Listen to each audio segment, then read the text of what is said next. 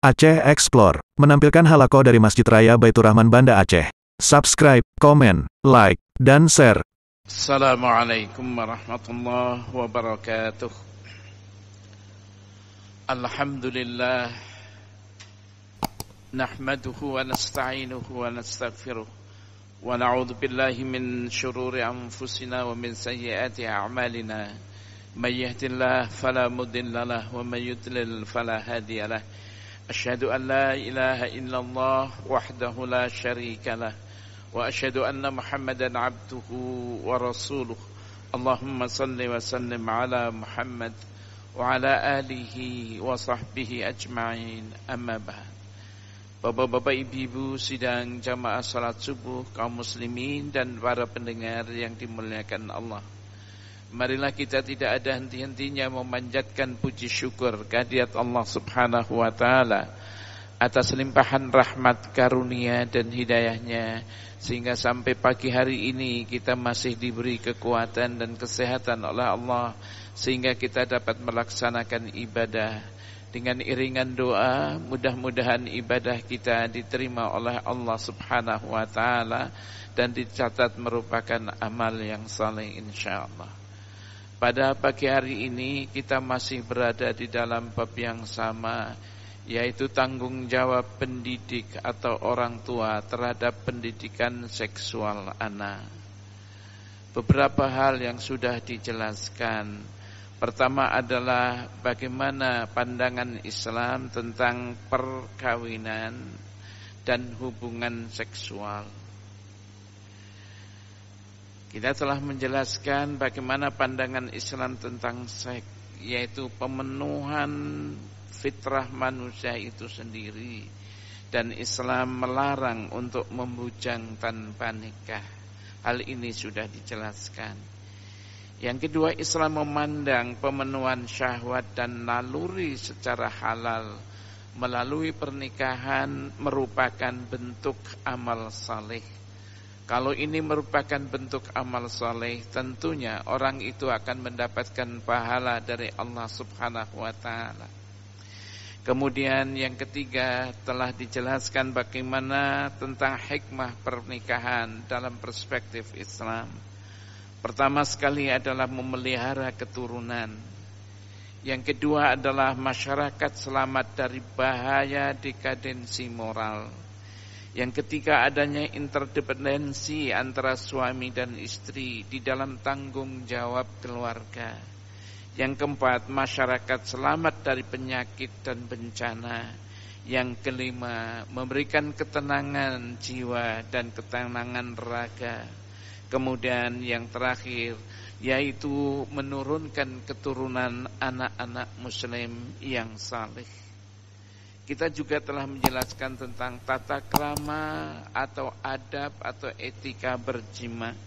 Kemudian pada pagi hari ini yang terakhir adalah apa saran para dokter dan spesialis dan juga dalam bidang ini dan ahli-ahli ilmu pengetahuan. Apa saran mereka? Yang pertama adalah hendaknya ada keseimbangan dalam memenuhi syahwat dan kehendak. Ada keseimbangan. Memang dijelaskan batas keseimbangan yaitu 2 kali seminggu. Boleh ditambah, boleh dikurangi, tapi jangan berlebih-lebihan, kata mereka. Sebab terlalu banyak bersetubuh dapat mengakibatkan bahaya terhadap jasmani, bahaya terhadap kelemahan otak, mengakibatkan kelemahan otak, dan mengakibatkan kemalasan bekerja dan mengurangi sikap tanggung jawab. Itu kata mereka. Kemudian yang kedua, sebelum bersenggama hendaklah didahului dengan cumbu rayu. Dan ini sudah dijelaskan dalam pertemuan yang lalu. Kemudian yang ketiga, suami hendaknya memilih waktu yang tepat untuk bersenggama. Sebab wanita sangat sensitif. Apabila suami menggauli pada waktu yang tidak sesuai dengan sifat sensitif itu, seperti sewaktu istri sedang sakit atau istri sedang letih, maka mungkin akan menimbulkan ketidaksenangan dan kebencian, bahkan kadang-kadang berakibat perceraian. Yang keempat, bersenggama boleh dilakukan pada setiap bulan, setiap waktu, setiap hari dan jam, malam ataupun siang hari, kecuali pada waktu-waktu yang diharamkan oleh agama, seperti dalam keadaan puasa atau ketika wanita itu sedang haid atau nifas. Namun demikian disunahkan melakukan senggama pada hari dan malam Jumat. Hal ini sebagaimana diriwayatkan oleh Imam Al-Bukhari, meriwayatkan dari Rasulullah sallallahu alaihi wasallam. Rasulullah bersabda, "Man iktasala yaumal jumu'ati ghaslal janabah." Barang siapa yang mandi junub pada hari Jumat, tsummarah, kemudian dia pergi untuk melakukan salat Jumat, faka'annama qarraba badanatan, seolah-olah dia itu berkorban satu unta. Wa man raha fi sa'ati tsaniyah, dan barang siapa yang keluar dia dari rumahnya menuju ke masjid untuk salat Jumat, fi sa'ati tsaniyah, pada waktu yang kedua, faka'annama qarraba bakaratan, seolah-olah dia itu berkorban dengan lembu. Wa man raha fi sa'ati tsalisah, dan barang siapa yang keluar dari rumahnya dia untuk menunaikan salat Jumat fi sa'ati tsalisah, pada jam yang ketiga, faka'annama qarraba kabshan akran, maka seolah-olah dia berkorban dengan kibas yang bertanduk, kambing yang besar yang bertanduk. Wa man raha fi sa'ati rabi'ah, dan barang siapa yang keluar menuju ke masjid untuk salat Jumat fi sa'ati rabi'ah, pada waktu yang keempat, faka'annama qarraba dajajatan, maka seolah-olah dia itu berkorban dengan ayam.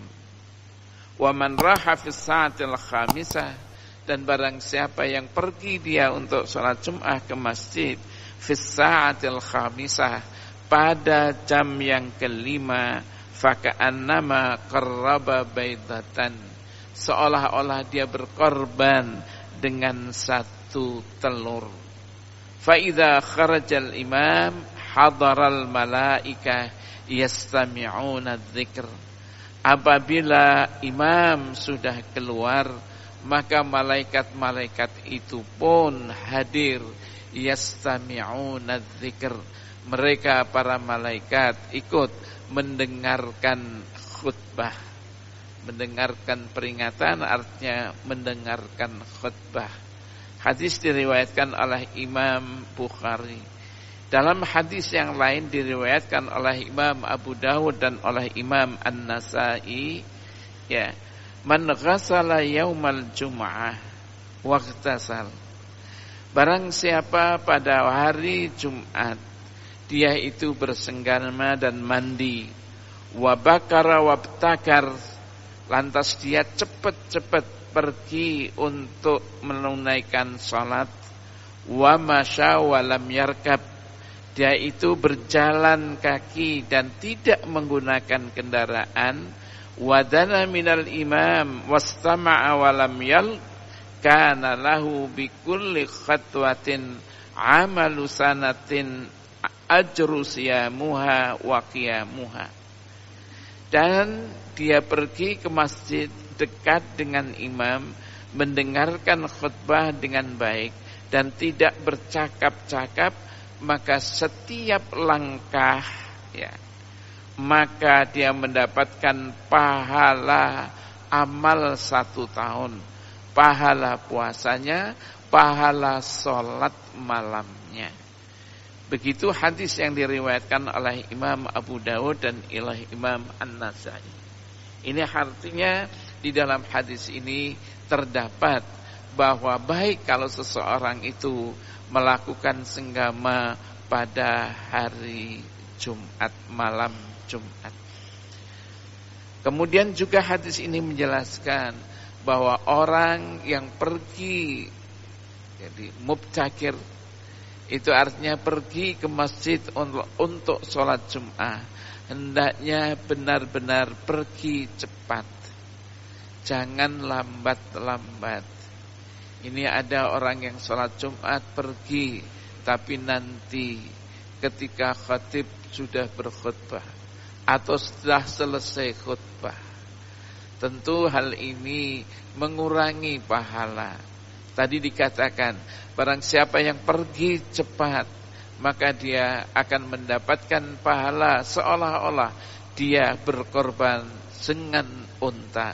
Begitu selanjutnya, dan akhirnya orang yang pergi terlambat salat Jumat, maka dia hanya mendapatkan pahala, yaitu seolah-olah dia berkorban dengan telur. Ini artinya bahwa ketika kita ini hari Jumat, kita benar-benar tafarruq li salatil jamaah. Kita benar-benar harus semua waktunya dicurahkan. Bagaimana kita dapat beribadah salat Jumat dengan cepat, bersegera menuju ke masjid untuk salat Jumat. Kemudian selanjutnya adalah nasihat para dokter, juga nasihat ilmuwan. Istri hendaknya memperhatikan karakter suami dalam masalah berhias, kelemah lembutan, dan bersenggama pada waktu-waktu tertentu. Tidak halal baginya berhenti bersenggama jika suami tidak merasa senang atau puas tanpa izinnya. Imam Bukhari dan Muslim meriwayatkan bahwa Nabi SAW bersabda, "Idza da'a ar-rajul", apabila seorang suami mengajak imra'atahu, mengajak istrinya, ila firasihi, ke tempat tidurnya, falam ta'tihi, lantas istrinya tidak mau datang, fabata ghadban 'alaiha, lalu kemudian suaminya itu marah kepadanya, la'anat hal malaikatu hatta tusbih, maka malaikat akan melaknat hatta tusbiha, sampai waktu subuh. Begitu Rasulullah SAW memberikan nasihat terhadap keluarga. Dalam sebuah riwayat yang lain dikatakan hatta yarda anha, sehingga suami itu rela dengannya, rela dengan istrinya. Juga Imam Bukhari meriwayatkan bahwa Rasulullah SAW bersabda, la yahillu limra'atin, tidak halal bagi seorang wanita antasum, untuk berpuasa dia. Tapi puasa ini puasa naflan, yaitu puasa sunat. Wa zaujuha syahid, sedang suaminya ada, ay hadir mukim fil balad, artinya suaminya enggak kemana-mana, dia ada, dia illa biiznihi, kecuali dengan izinnya. Jadi seorang istri apabila mau untuk berpuasa sunat, bilang sama suaminya, ketika suaminya itu ada, minta izinnya. Bapak-bapak, ibu-ibu, para pendengar yang dimuliakan Allah, inilah beberapa pandangan Islam, nasihat Rasulullah SAW terhadap kita, terutama adalah pendidik, orang tua, untuk mendidik anak-anak kita yang sudah cukup dewasa, yang sudah cukup waktunya, umurnya untuk melakukan pernikahan, agar anak-anak kita ini siap dengan melakukan pernikahan dan siap melakukan hal-hal nasihat-nasihat Rasulullah sallallahu alaihi wasallam di dalam pernikahan itu, sehingga terwujudlah keluarga yang sejahtera, keluarga yang damai, keluarga yang tentram, sebagaimana dikatakan keluarga yang sakinah, yang mawaddah dan rahmah. Juga di dalam hal ini kita berdoa, mudah-mudahan anak-anak kita yang sudah cukup dewasa, sudah cukup waktu untuk melakukan pernikahan, mudah-mudahan diberikan pasangan wanita-wanita yang salehah. Wanita-wanita yang salehah ini sebagaimana disebutkan dalam sebuah hadis Rasulullah sallallahu alaihi wasallam, khairun nisa man tasurruka idza absar. Sebaik-baik istri adalah istri yang apabila kamu melihatnya, istri itu menggembirakan hatinya. Kemudian wa tuti'uka idza amar. Cirinya istri yang saleh adalah taat idza amart, apabila kamu memerintah. Tentu sebagai seorang suami memerintahkan ke hal-hal yang positif. Kemudian selanjutnya Rasulullah mengatakan wa taqfadhu ghaibataha fi nafsika wa ma fi nafsiha wa malika, dan menjaga kehormatan dirinya ketika suami tidak ada di rumah, menjaga kehormatan dirinya dan menjaga harta kamu atau harta suaminya.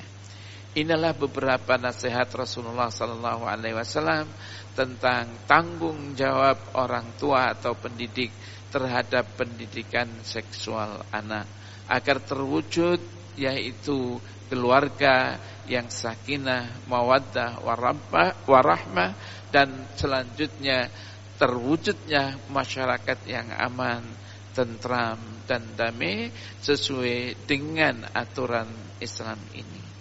Ini saja bapak-bapak, ibu-ibu.